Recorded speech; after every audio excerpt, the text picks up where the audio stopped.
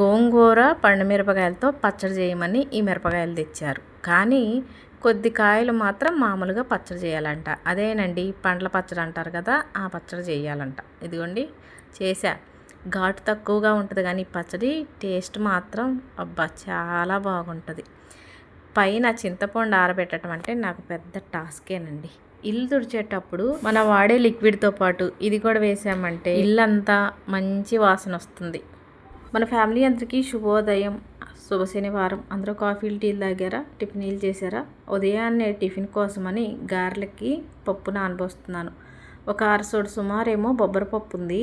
ఆ బొబ్బరపప్పులోకి ఒక గిద్దెడు సుమారు పెసలు కూడా పోసేసి ఒక గిన్నెలో నీళ్ళు పోసి నానబెట్టేశాను నైట్ అంతా. ఇక తెల్లవారుజామున 5 గంటలకి నిద్ర లేచాను. ముందు నిద్ర లేవగానే ఇంట్లో ఉన్న దేవుళ్ళకి దండం పెట్టుకుంటాను. ఆ తర్వాత గుమ్మం ముందున్న తులసమ్మని చూసి దండం పెట్టుకుంటాను. చిమ్మ చీకటిగా ఉంది, తెల్లారలేదు, 5 గంటలే కదా, చీకటిగా ఉంది. అంతేకాదు 2 రోజుల ముంచి ఏంటో మంచు బాగా కురుస్తుంది. పగలస్తమానం ఎండ విపరీతంగా ఉండి చెమట పోసిద్ది, నైట్ కూడా చెమట పోస్తుంది. అసలు ఒకటే ఒక్క పోత.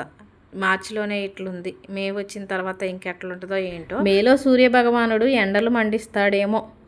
ఇక బ్రష్ చేసి ఇంట్లోకి వచ్చేసాను. ఎప్పుడూ కూడా ముందు బ్రష్ చేయగానే బయట ఊడ్చి ఆ ఇంటి ఎదుర కల్లాపు చల్లి తులసిమ్మ దగ్గర నీళ్ళు చిమ్మి ముగ్గు వేసేదాన్ని. కానీ చీకటిగా ఉంది. మా వారు ఎందుకనో నిద్ర లేవలేదు. ఏ రోజున పెందలాడే లేచి కాఫీ తాగి తోటలోకి వెళ్ళారు. కానీ ఈరోజు లేగలేదు. సరే లేకపోతే ఎప్పుడో ఒకసారి మాత్రమే అట్లా పడుకుంటారు కదా, నేను లేపలా.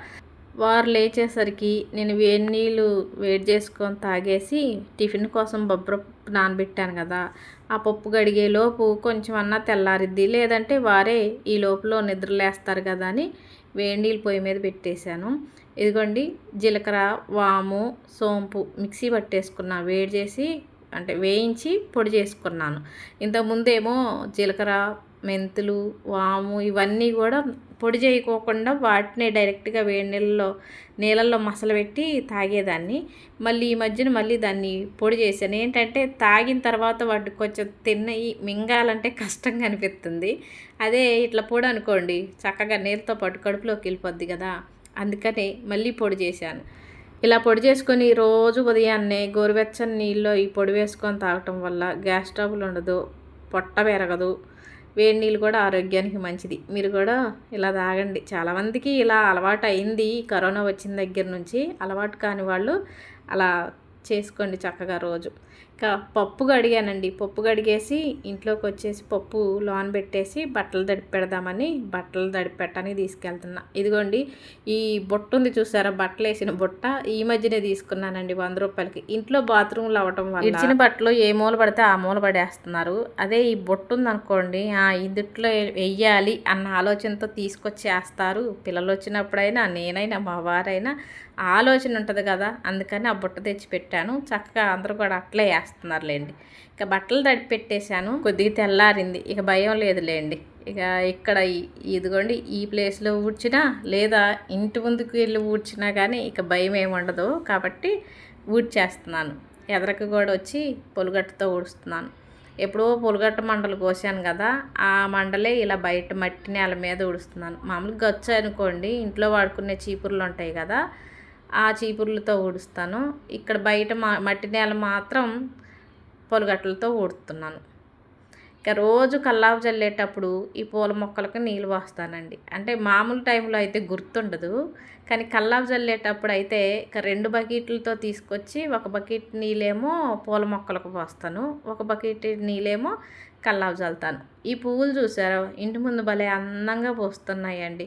కానీ వీటిని చాలామంది చెప్తున్నారు, ఒకరిద్దరని కాదులే కానీ ఆ పువ్వులు దేవుని పూజకి పనికి రావు, పెట్టరు అని చెప్తున్నారు.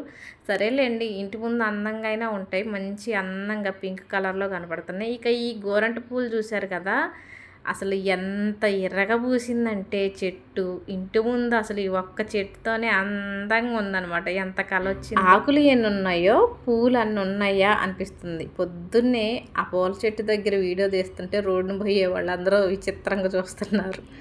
అంతేలేండి, మరి పొద్దున్నే పని పాట లేనట్టు ఆడ చెట్ల దగ్గర వీడియో తీస్తూ ఎవరైనా అంతే అనుకుంటారులేండి, తప్పేం లేదు. కానీ ఇక పప్పు గడిగేసాను కదా పొద్దున్నే, ఆ పప్పుని గాలిచ్చి అక్కడ పక్కన పెట్టేశాను. ఇప్పుడు మిక్సీ పట్టేశాను. మిక్సీ జార్లో కొద్ది పప్పు వేసుకుని, నీళ్ళు అయితే వేయలేదు, నీళ్ళు వేయకోకుండానే మిక్సీ పట్టాను. నీళ్ళు వేసామనుకోండి జార్ అయింది, ఇక గారె వేయటానికి రాదు. మిక్సీ పట్టిన ఈ పిండిలోకి అల్లం ముక్క తరుగు, పచ్చిమిర్చి ముక్కలు, ఉల్లి ముక్కలు, కరివేపాకు, జీలకర్ర, ఉప్పు ఇవన్నీ వేసి పిండి అంతటికి కలిసేలాగా కలిపేశాను.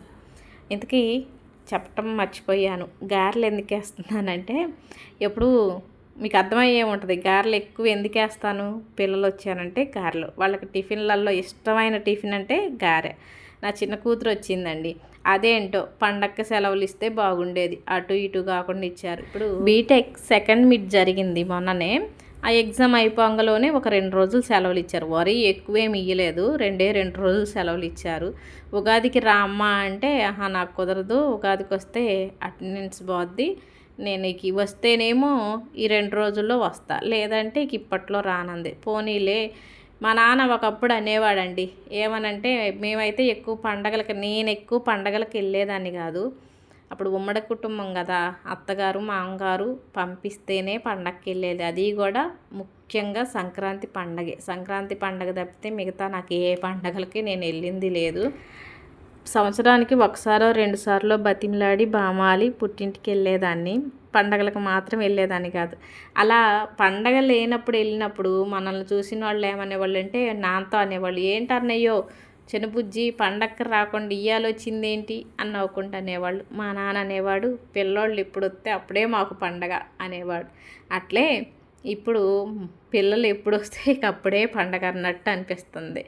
ఈ సెలవులు ఒక్కోసారి పండగలకు ఇవ్వట్లేదు కాబట్టి వాళ్ళు ఎప్పుడు వస్తే అప్పుడే పండగ. ఇంక నా చిన్న కూతురు వచ్చింది కాబట్టి తనకి ఇష్టమైన గారెలు చేసి, మా వారు తోటలోకి వెళ్ళాలి కాబట్టి ముందు వారికి గారెలు పెట్టేసా, తింటున్నారు. ఇక ఎండాకాలం వచ్చిందంటే ఇదిగోండి, ఈ చింతపండు ఎండబెట్టడం, చల్లమిరపకాయలు చేసుకోవటం, పచ్చళ్ళు చేసుకోవటం, ఇవే కంపల్సరిగా.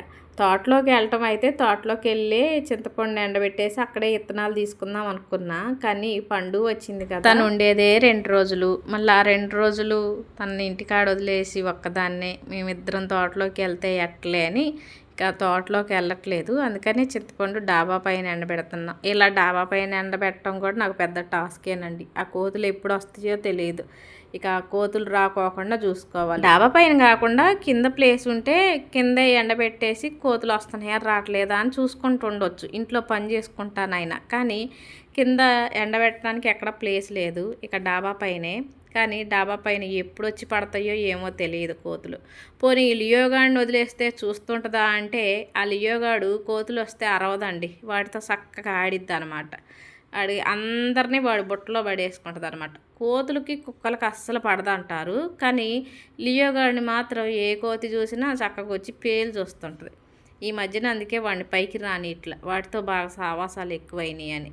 ఇంకా ఒక నెల 15 రోజుల క్రితం పూల మొక్కలు వేసాను కదా, నందివర్ధన మొక్క ఏమో చక్కగా ఈగురొచ్చి మొగ్గలేసింది, మందారం మొక్క కూడా మంచిగా ఈగురొచ్చింది. ఇగోండి నూరువరాలు కూడా ఒక 2-3 ఇగురులు వేసి మొగ్గలేసింది. మొగ్గలు అయితే కొన్నప్పుడే వచ్చిన మొగ్గలే పెద్దవి అయినాయి. ఇక పైనుంచి కిందికి వచ్చేసాను, చింతపండు ఎండబెట్టేసి ఇంట్లోకి వచ్చేసాను. అప్పటికే ఇల్లు ఉడవటం అయింది, బట్టలు ఉతకటం అయిపోయింది, ఇక ఇల్లు తొడవటం ఉందన్నమాట. ఎప్పుడు ఇల్లు తుడిచినా సరే ఏదో ఒక లిక్విడ్ వేస్తాం కదా మనం ఇల్లు తుడిచేటప్పుడు, ఆ లిక్విడ్తో పాటు కొంచెం ఉప్పు, ఒక 2 కర్పూరం బిళ్ళలు, హారత కర్పూరం బిళ్ళలు వేసి నీళ్ళల్లో ఇల్లు తుడుస్తాను. అలా హారత కర్పూరం వేయటం వల్ల ఇల్లంతా మంచి సువాసన వచ్చిద్దండి. మనకి ఇంట్లో పూజ చేసినప్పుడు మనసుకి ఎలా ప్రశాంతంగా అనిపించిద్దో, ఇలా ఇల్లు తుడిచేటప్పుడు 2 కర్పూరం బిళ్ళలు అలా నీళ్ళల్లో వేసి ఇల్లు తుడవటం వల్ల అంతే ప్రశాంతంగా. కానీ కర్పూరం బిళ్ళలు పూజ కోసమేమో ఒక ప్యాకెట్ తెప్పిస్తా, ఇలా ఇల్లు తుడుచుకోవటానికి ఒక ప్యాకెట్ తెస్తా. ఆ ఇల్లు తుడుచుకునే ప్యాకెట్ మాత్రం ఈ దగ్గరలో ఎక్కడో ఒక చోట కబోర్డ్లోనో కిటికీల్లోనో పెట్టేస్తాను. కర్పూరం హారతి ఇయ్యటానికి మాత్రం దేవుడి మందిరంలోనే పెట్టి ఉంచుతాను. ఆ ఇల్లు తుడవటానికి ఇవన్నీ కావాలా, ఏదో ఒకటి వేసి తుడుచుకుంటే సరిపోతుందిగా అని అనుకోకండి. ఒకసారి ఇలా వేసి చూడండి, ఇంట్లో మీకే పాజిటివ్ ఎనర్జీ అంటారు కదా, అది తెలుస్తుంది అనమాట. ఒకసారి చేసి చూడండి అబ్బా, మీకు ఇష్టం అనిపిస్తే మంచిగా అనిపిస్తేనే మరోసారి చేయండి, లేదంటే ఇంకొకసారి అలా చేయకండి, సరేనా. ఇల్లు తుడిచిన తర్వాత తలస్నానం చేసి వచ్చి పూజ చేసుకున్నాను ఇంట్లో. ఇంత పొద్దున్నే వీడియో పెట్టావా, అసలు ఈ వీడియో ఎప్పటిది అనుకుంటున్నారా? చెప్తున్నాను కదండి, నాకు ఏ రోజుకు ఆ రోజు వీడియో పెట్టాలంటే కుదరదు. మొన్నటిది నిన్న పెడతాను, నిన్నటిది ఈరోజు పెడతాను. ఈ వీడియో నిన్నటిది అంటే శుక్రవారం రోజు వీడియో. తలస్నానం చేసి పూజ అయ్యేసరికి మా వారు ఈ పండు మిరపకాయలు తీసుకొచ్చారండి. అవే లావు మిరపకాయలు అంటాం, లేదా బొంగు మిరపకాయలు అంటాం, అవి తీసుకొచ్చారు. ఎక్కువగా ఊరగాయ పచ్చళ్ళకి వాడతారని ఇంతకుముందు వీడియోలో కూడా చెప్పాను కదా. మేమైతే ఊరగాయ పచ్చడికి ఇవి తీసుకుంటాం. ఒక 4 కేజీలు ఇవి తీసుకున్నాం అనుకోండి, ఇంకొక కేజీ మామూలు కూరల్లో వాడతాం, తెల్ల సన్నాలు అంటాంలేండి వాటిని 1 కేజీ ఇట్లో కలిపి పట్టిస్తాం. ఏది ఎండు మిరపకాయ కారానికి. ఇప్పుడు ఇవి మాత్రం పండు మిరపకాయ పచ్చడి కోసమని తెచ్చారు. అయితే ఆ పండు మిరపకాయల పచ్చడి గోంగూరతో చేద్దాం అనుకున్నాను. సరేలే, అవి గోంగూరతో అన్నీ చేద్దులే కానీ ఒక 10 కాయలైనా ఇప్పుడు పచ్చడి చేయి అన్నారు. అందుకని ఒక 10 కాయలు సుమారు కడిగి పక్కన పెట్టేసి పచ్చడి చేయటం కోసమని. చిన్న కూతురు వచ్చింది కదా, వాళ్ళ డాడీ చికెన్ తెచ్చాను అమ్మ అని అడిగితే, వద్దొద్దు డాడీ, మమ్మీ చికెన్ తింది కదా శుక్రవారం, నాకు ఉలవచారు తినాలనిపిస్తుంది, ఉలవచారు తీసుకురా అని చెప్పింది. ఇక వాళ్ళ డాడీ ఉలవచారు తెచ్చారండి. ఉలవచారు షాప్ నుంచి తెచ్చింది అలా డైరెక్ట్గా తినేదానికంటే ఇలా ఒకసారి మళ్ళీ తాలింపు చేసుకుంటే టేస్ట్ బాగుంటుంది. చిన్న అల్లం ముక్క, 2-3 ఎల్లుల్లి రెబ్బలు, 1 స్పూను ధనియాలు, 1 స్పూన్ జీలకర్ర, చిన్న ఉల్లిపాయ, ఇవన్నీ కూడా రోట్లో వేసి దంచి ముద్దలాగా చేసేసి స్టవ్ మీద కడాయి పెట్టి నూనె వేసి, నూనె వేడెక్కిన తర్వాత ఒక 4-5 ఎండుమిర్చి, జీలకర్ర, ఆవాలు, కరివేపాకు వేసి అవి వేగిన తర్వాత మనం ముద్ద చేసి పెట్టుకున్నాం కదా మసాలా ముద్ద, అది వేసేసి మసాలా వేగిన తర్వాత షాప్ నుంచి తెచ్చిన ఉలవచారు ఆ మసాలా వేసేసి ఇలా మరగనిస్తే టేస్ట్ చాలా బాగుంటుంది. ఆ ఉలవచారు దింపే ముందు కొంచెం ధనియాల పొడి వేస్తే ఇంకా బాగుంటుంది. ఇక ఉలవచారు రెడీ అయిపోయింది. ముందు శుభ్రంగా కడిగి పెట్టుకున్న మిరపకాయలు ఉన్నాయి కదా, పండు మిరపకాయలు, అవి ఇలా తుంచి మిక్సీ జార్లో వేస్తున్నాను. ఇది నేను 1-2 రోజుల కోసం ఉంటానికనే ఇలా చేస్తున్నాను. ఇప్పటికిప్పుడు పండు మిరపకాయ పచ్చడి అంటే అందరికీ తెలుసు, పళ్ళ పచ్చడి అంటారు, కొరివి పచ్చడి అంటారు కదా. అది ఈ మధ్యన ఎక్కువ అచ్చం పండు మిరపకాయలతో కాకుండా గోంగూర వేసే ఎక్కువ చేస్తున్నారు కాబట్టి నేను గోంగూర వేసే చేద్దాం అనుకుంటున్నాను. ఇప్పుడు ప్రస్తుతానికి 1-2 రోజులు తినటం కోసమనే ఈ పచ్చడి చేస్తున్నాను. పండుమిరపకాయలని తుంచి మిక్సీ జార్లో వేసాను కదా, రుచికి సరిపడేంత ఉప్పు, కొద్దిగా పసుపు, 5-6 వెల్లుల్లి రెబ్బలు, కొద్దిగా చింతపండు వేసేసి మిక్సీ పట్టేశాను. మామూలు మిరపకాయలు అయితే పండు మిరపకాయలు కొంచెం ఘాటు ఎక్కువ ఉంటుంది కాబట్టి చింతపండు ఎక్కువ పట్టిద్ది. ఈ లావు మిరపకాయలు ఘాటు చాలా తక్కువ ఉంటుంది కాబట్టి నేను చింతపండు కొద్దిగా తక్కువగా వేశాను. మిరపకాయలు మిక్సీ పట్టేసాను కదా, తాలింపు పెట్టేస్తున్నాను. స్టవ్ మీద కడాయి పెట్టి నూనె వేసి స్టవ్ వెలిగించి నూనె వేడెక్కిన తర్వాత ఎండుమిర్చి, కచ్చపచ్చ దంచిన వెల్లుల్లి రెబ్బలు, పచ్చెనగపప్పు, జీలకర్ర, ఆవాలు, కరివేపాకు ఇవన్నీ వేసి అవి చక్కగా వేగిన తర్వాత మిక్సీ పట్టేసుకున్న ఈ పండు మిరపకాయల పచ్చడిని వేసాను. పచ్చడి అయితే రెడీ అండి. ఇక పచ్చడి ప్లేట్లో పెట్టేసి వేడి అన్నం పెట్టేసి నెయ్యి వేసాను. అసలు భలే కమ్మటి వాసన వస్తుంది పచ్చడి. ఇంకా నిల్వ ఉంటే చాలా బాగుంటుందిలేండి పండు మిరపకాయల పచ్చడి. ఇలా ప్లేట్కి వెళ్ళి చూసుకుంటూ నేను మాటలు చెప్తుంటే మళ్ళీ నాకు నోట్లోంచి నీళ్ళు వచ్చేస్తున్నాయి. నిజంగానే బాగుంటుంది పండు మిరపకాయల పచ్చడి. అంటే కొద్దిగా మీరు చేయాలనుకుంటే ఇలా చేసుకోండి, సింపుల్గా అయిపోతుంది. అదేంటోనండి నాకు అర్థం కాదు, ఎక్కువ నేను ఖమ్మంలో చూస్తున్నాను. పండు మిరపకాయలు అంటే ఎక్కువ శాతం వేసవి కాలంలోనే దొరుకుతాయి, కానీ ఈ మధ్యన కొన్ని సంవత్సరాల క్రితం నుంచి ఎక్కువ ఏ టైంలో పడితే ఆ టైంలో పండు మిరపకాయలు కనిపిస్తుంది. ఎక్కువ శ్రమ లేకుండా కొద్దిగా చేసుకోవాలనుకుంటే ఇక ఇలా చేసుకోండి. పచ్చళ్ళ టైంలో ఎవరన్నా పచ్చడితో ముద్ద కలిపి చేతిలో పెట్టారంటే కడుపులోకి ముద్దలు వెళ్ళిపోతూ ఉంటాయండి. సరేనండి, వీడియో చూసిన ప్రతి ఒక్కరికి ధన్యవాదాలు. మరో వీడియోలో మళ్ళీ కలుసుకుంటాను. వీడియో నచ్చితే లైక్ కొడతారు కదా.